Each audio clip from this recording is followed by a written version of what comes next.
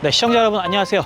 미국의 경기 침체 우려가 닥칠 때마다 모두가 어려워질 때 오히려 주목을 받는 기업이 있습니다. 바로 미국 1위 유통기업 월마트에 대한 얘기입니다. 최근에 미국 기업들은 일제히 관세에 대한 우려로 인해서 불확실성이 심각해지고 있죠. 델타, 카맥스 등등 많은 기업들이 최근에 실적 발표를 하면서 잇따라 올해 전망치를 낮추거나 아니면 전망 자체를 아예 포기해버리는 사례도 나타나고 있습니다. 월마트도요, 표면적으로는 이들과 비슷합니다. 지난 9일 투자자의 날 행사에서 지난 1월 제시했던 1분기 영업이익 가이던스를 철회했습니다. 사실 보통 이렇게 기업이 가이던스를 철회를 한다는 것은 투자자들 입장에서는 매우 큰 악재입니다.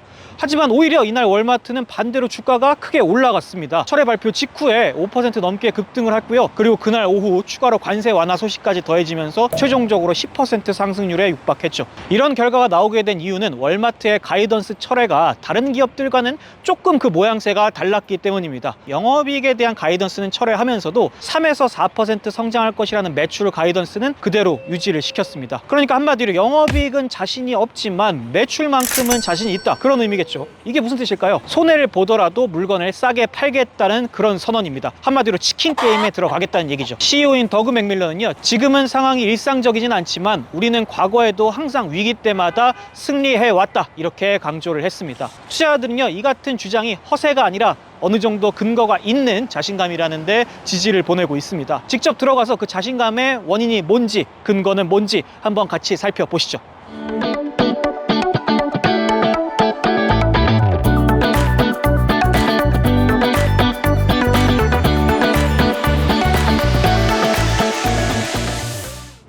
확실히 월마트에 지금 현재 시간이 평일 낮인데도 불구하고 굉장히 많아요. 한 몇 개월 전이랑 비교를 해서 제가 체감상 느끼기에도 확실히 최근에 사람이 더 많이 늘어났구나, 이런 생각이 듭니다. 월마트의 라이벌이라고 한다면은 가장 먼저 가격적인 측면에서는 코스트코를 떠올릴 수가 있는데, 코스트코는 이 회원제를 중심으로 해서 운영을 하기도 하고, 그리고 대량의 물품을 싸게 파는 거에 집중을 하고 있죠. 그래서 한번 사서 쟁겨두고 그렇게 먹는 곳이기 때문에 월마트처럼 데일리로 오늘 먹을 거 낮에 사고, 그런 종류와 비슷한 소비를 하는 행태라고 보기엔 좀 어려울 것 같습니다. 데일리 마켓 중에서 비슷한 브랜드들이라고 한다면 타겟이라든지 홀푸드 같은 곳을 떠올릴 수가 있을 것 같은데, 이 둘도 엄밀히 따지면 월마트와 겹치진 않아요. 타겟과 홀푸드의 별명만 생각을 해봐도 그 차이를 알 수가 있는데, 타겟은 어떻게도 부르냐면 타르주아 이렇게도 부릅니다. 이 타겟을 프랑스어식으로 그냥 장난스럽게 발음을 바꾼 거예요. 그만큼 약간 팬시하고 좀 독특하고 그런 물건들을 여러 개 많이 판다라는 의미에서, 대표적으로 요즘 미국에서 엄청나게 핫하게 나가고 있는 품목 중에 하나가 보그백이라고 있어요. 크록스 재질로 해가지고 이 가방 형태로 나오는 건데, 이게 들고 다니기도 아주 가볍고 오염되지도 않고, 그래서 미국 어머니들 사이에서 약간 이템으로 이렇게 사랑을 받고 있습니다. 이 타겟 같은 경우는 이 보그가 잘 나가니까 같이 합작을 해서 바로 콜라보 상품을 만들어서 타겟 한정품으로 팔기도 했어요. 근데 그런 제품들은 월마트에선 찾아보기 좀 어렵죠. 홀푸드 같은 경우도 마찬가지예요. 특히 신선제품들을 위주로 고품질의 제품을 파는 걸로 유명하죠. 홀푸드는 별명이 홀 페이첵이기도 해요. 내 전체 월급이란 뜻이죠. 홀푸드 들어가가지고 잘못 사면은 월급 전체가 다 탕진된다, 이런 의미가 담겨 있기도 합니다. 반면에 월마트는 이런 곳들과 대비를 해서 봤을 때는 여러 가지 품목들을 팔면서도 동시에 또 굉장히 저렴하게 판다, 이런 점에서 다른 마트들과는 차별화되는 특성을 가지고 있는 곳입니다. 그리고 이게 특히 요즘과 같은 경기 침체가 우려되는 시기에서는 제일 강력한 무기가 되기도 합니다. 이 월마트에 오면은 가장 많이 보이는 사인이 여기 보이시죠? Everyday Low Price, 줄여서 EDLP라고 부릅니다. 매일매일 이렇게 낮은 가격을 제공한다, 이런 의미예요. 타겟이라든지 아니면 마트를 가면은 가격 밑에 이거 할인폭 2개 사면 얼마, 이렇게 할인할 때 프로모션도 많이 했는데, 월마트는 그렇기보다는 그냥 매일매일 똑같은 가격에 낮은 상품을 제공하는 것을 본인들만의 강점으로 한다는 게, 그런 게 차별점이에요. 소비자들 입장에서는 할인할 때까지 기다리지 않고 그냥 내가 필요할 때마다 그냥 가격에 대한 신뢰성이 생기는 거죠. 매년 가격이 어차피 똑같으니까. 그래서 마케팅 비용이 불필요하게 나갈 일도 많이 적다, 이것도 또 하나의 강점이라고 볼 수가 있겠네요. 이렇게 EDLP 정책을 본인들이 펼칠 수 있는 이유는 미국에서 1위 사업자이기 때문이에요. 미국인의 90%가 10마일 이내에 월마트를 접근성을 갖추고 있다고 해요. 그만큼 엄청난 공급망을 갖추고 물류센터도 갖고 있기 때문에 수요 공급을 굉장히 원활하게 맞춰 나갈 수 있는 거죠. 이 미국인들이 최근에 주머니 사정이 어려워지면서 달러 샵들도 많이 가거든요. 달러 제너럴이라든지 아니면 달러트리 같은 1달러 샵들을 가는데, 한 가지 월마트와의 결정적인 차이가 뭐냐면 신선식품이 매우 적거나 없다라는 거예요.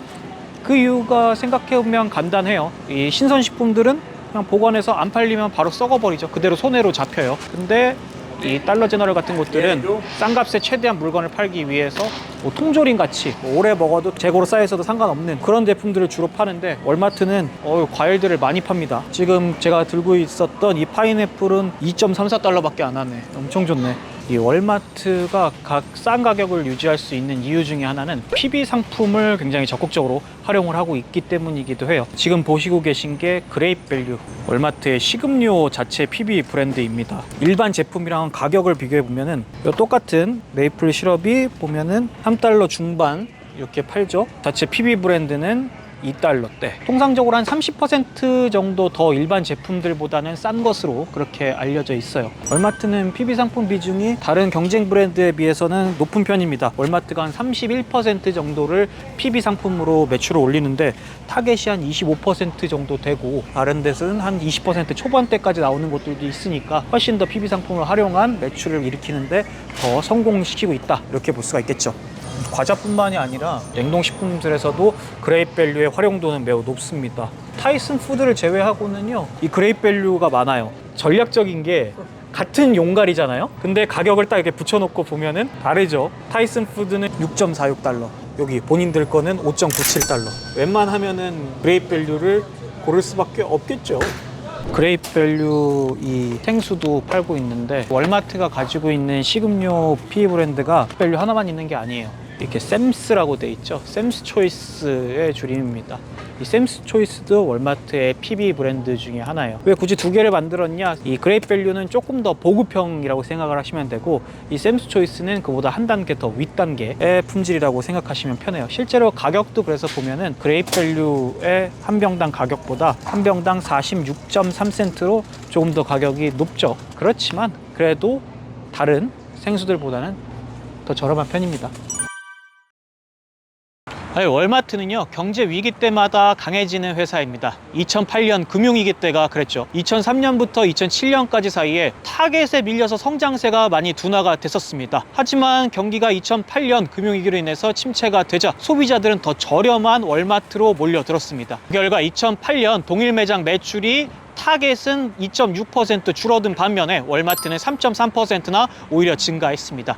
2018년 벌어졌던 1차 관세 전쟁 때도 상황은 마찬가지였습니다. 2019년 중반까지 월마트의 미국 사업은요, 무려 20분기 연속 성장이라는 어마어마한 기록을 세웠습니다. 그리고 이는 다른 어떤 소매 체인도 따라오지 못하는 그런 결과였죠. 관세 전쟁 속에서도 이렇게 웃을 수 있었던 이유는요, 월마트의 매출 60%를 넘게 차지하는 식품이 대부분 미국산이라서 관세 영향을 적게 받았기 때문입니다. 반면에 경쟁사인 타겟은 25% 정도만 식품이고, 나머지는 의류라든지 가정용품 등 수입 제품이 많아서 더 많은 타격을 입었습니다. 2020년 코로나 팬데믹 때는요, 오히려 기록적인 호황을 월마트가 기록을 했습니다. 코로나 초창기부터 필수 소매 마트로 지정이 되면서 영업을 멈추지 않고 계속할 수 있었기 때문이죠.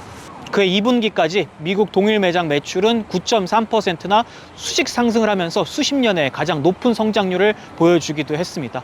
온라인과 멤버십은요, 월마트로 하여금 새로운 기대를 불러일으키는 그런 무기가 되고 있습니다. 아마존이 이렇게 잘하고 있는데 월마트에게 온라인의 미래가 있을까 생각이 들기도 하시죠. 하지만 월마트는요, 이미 미국에서 아마존에 이어서 2위 자리를 차지하고 있는 온라인 소매 기업이기도 합니다. 2016년에 제트닷컴을 인수를 하면서 아마존에 대응하기 위해서 본격적으로 온라인 시장에 진출했어요. 이 온라인 판매와 함께 시너지를 이루고 있는 게 월마트가 밀고 있는 이 멤버십입니다. 월마트 플러스라는 이름을 가지고 있는데요, 가입자 수가 약 2,500만 명 수준이 됩니다. 2022년에 가입자 수가 1,100만 명이었다는 걸 감안하면 2년 만에 2배 가까이 늘어난 거죠. 월마트 플러스 회원과 일반 비회원 간의 쇼핑 차이를 살펴보면요, 이 빈도수는 월마트 플러스 회원이 한 2배 정도 많고요, 그리고 매출은 3배 정도 더 많다고 하니까 엄청나게 그 충성도 면에서 강력하게 기여를 하고 있다고 살펴볼 수가 있겠죠. 바클레이즈는요, 월마트 플러스가 수익성과 고객 충성도 면에서 월마트의 엄청난 강력한 새로운 무기다, 이렇게 평가를 하기도 했어요. 2020년 9월 월마트는요, 유료 멤버십 서비스 월마트 플러스를 공식 출시했습니다. 아마존 프라임에 대응하는 그런 멤버십 프로그램이라고 생각하면 되는데, 멤버십의 최신 가격은 월 12.95달러, 연간으로 치면 98달러 수준입니다. 파라마운트 플러스 스트리밍 무료 이용권 같이 아마존 프라임과 유사한 온라인의 강점을 가지고 있지만, 또 여기에 더해서 그들만의 오프라인도 강력한 멤버십의 혜택을 넣어놨어요. 예를 들면 제휴 주유소에서 할인 혜택도 제공이 되고요. 그리고 바코드를 스캔해서 딱 입력만 해놓으면은 장을 보고 나서 계산대에서 줄을 안 서고 바로 결제가 가능하기도 합니다. 월마트에 대한 월가의 기대는 대체로 긍정적입니다. 골드만삭스는요, 최근 투자 설명회 이후 월마트에 대해서 매수 의견을 줬어요. 그리고 목표 주가를 106달러로 유지했습니다. 전자상거래 부분에서 예상보다 더 크게 수익의 회복이 기대가 된다, 이런 긍정적인 전망을 내놨습니다. 위기 때마다 오히려 반전의 성장 스토리를 만들어냈던 월마트, 과연 최근 불어닥친 관세 불확실성과 이로 인한 경기 침체 우려 속에서도 또 새로운 기회를 모색해서 성장 스토리를 만들어낼 수 있을까요? 매주 현장에서 생생하게 경영 소식을 전달해드리는 오찬종의 매일욕은 다음 주에도 계속됩니다. 좋아요와 구독, 알림 설정까지 눌러주시면 소식을 놓치지 않고 바로 받아보실 수 있습니다. 오늘도 시청해주셔서 감사합니다.